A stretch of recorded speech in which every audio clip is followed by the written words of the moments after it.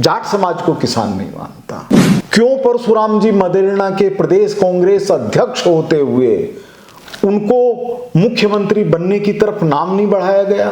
कांग्रेस ने किसी जाट को मुख्यमंत्री नहीं बनने दिया। जाट समाज किसानों में एक मुख्य समाज है और उसके किसी नेता को अपने आगे नहीं बढ़ने दिया। हरेंद्र मिर्धा जी जैसा व्यक्ति जो कटु कभी बोल ही नहीं सकता अपने मुंह से, आपको कभी नहीं लगा कि आदमी चीफ मिनिस्टर होना चाहिए? हाल ही में जब विधानसभा सत्र चल रहा था तो उसमें आपने गोविंद सिंह डोटासरा को लेकर कहा कि कांग्रेस ने किसानों का नेतृत्व को खत्म कर दिया।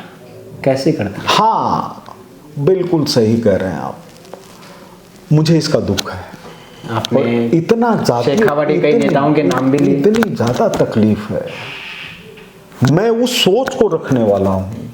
हम राजस्थान को केवल 1.25 साल, 5 साल, 10 साल के रूप में नहीं देखते।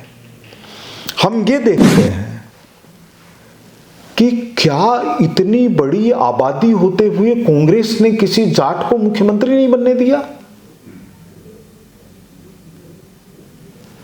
क्यों नाथूराम जी मिर्धा जो कांग्रेस के प्रदेश अध्यक्ष रहे हुए व्यक्ति थे उनको पार्टी छोड़नी पड़ी?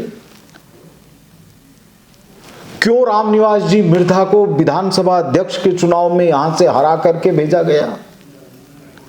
क्यों परशुराम जी मदेरणा के प्रदेश कांग्रेस अध्यक्ष होते हुए उनको मुख्यमंत्री बनने की तरफ नाम नहीं बढ़ाया गया? इतना ही नहीं, शीशराम ओला जी को कांग्रेस छोड़नी पड़ी, कुंभाराम जी आर्य को कांग्रेस छोड़नी पड़ी। तो किसानों का जो नेतृत्व है, हालांकि मैं केवल जाट समाज को किसान नहीं मानता, सारी हम भी किसान परिवार के हैं। जब किसान होता है हाँ, तो लेकिन जाट समाज किसानों में एक मुख्य समाज है और उसके किसी नेता को अपने आगे नहीं बढ़ने दिया। हरेंद्र मिर्धा जी जैसा व्यक्ति जो कटु कभी बोल ही नहीं सकता अपने मुंह से, आपको कभी नहीं लगा कि आदमी चीफ मिनिस्टर होना चाहिए? हम लोग उस ईमानदार मदेरणा जी की इज्जत करने वाले हैं जिनके जीवन पर कलंक का एक भी धब्बा नहीं था। अब वो कांग्रेस के हैं तो क्या हो गया? क्या वो हमारे राजस्थान के नेता नहीं है?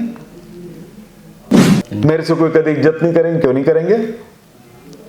लाल बहादुर शास्त्री कांग्रेस के प्रधानमंत्री थे, हम क्यों नहीं करेंगे जी? सरदार पटेल कांग्रेस के थे, हम क्यों नहीं करेंगे? हम अच्छे आदमी को छोड़ेंगे नहीं, अच्छे आदमी को छेड़ेंगे नहीं और गलत आदमी को छोड़ेंगे नहीं। अब कांग्रेस में कौन सा नेता अच्छा लगता है? फिर अब बता दीजिए, मौजूदा जो नेता हैं, बड़े नेता हैं। मैं क्या बताऊं, मेरे को मतलब व्यक्तिगत पार्टी लाइन से बाहर जाके, मतलब ऐसा कौन सा नेता है जो आपको कांग्रेस में अच्छा लगता? पार्टी लाइन से बाहर जाकर के मेरे को नवल जी बहुत अच्छे लगते थे, पंडित नवल किशोर जी। मैंने 400 पेज की उनके ऊपर किताब लिखी है। जब वो पढ़ी जाएगी तो लोगों को लगेगा कि तथ्यपूर्ण इतिहास क्या है कांग्रेस का और राजस्थान का। मदेरणा जी मेरे को बहुत अच्छे लगते रहे हैं। ये मौजूदा जो नेता है उनमें, मौजूदा नेताओं के अंदर कांग्रेस के नेताओं में मेरे को हरेंद्र जी अच्छे लगते हैं। और भी कई नेता हैं।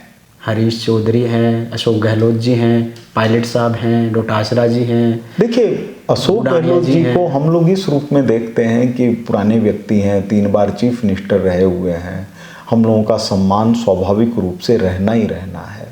लेकिन बीजेपी के लिए जैसे मेरे से तुरंत आप पूछें तो मेरे सामने लिस्ट की लिस्ट पड़ी है। कांग्रेस में तो इक्के दुक्के अपवाद स्वरूप आते हैं, पीयूटी पुट और बटवाले, तो इसलिए अपवाद स्वरूप आते हैं। बीजेपी के अंदर कर्नल राज्यवर्धन सिंह राठौड़ जैसे लोग हैं।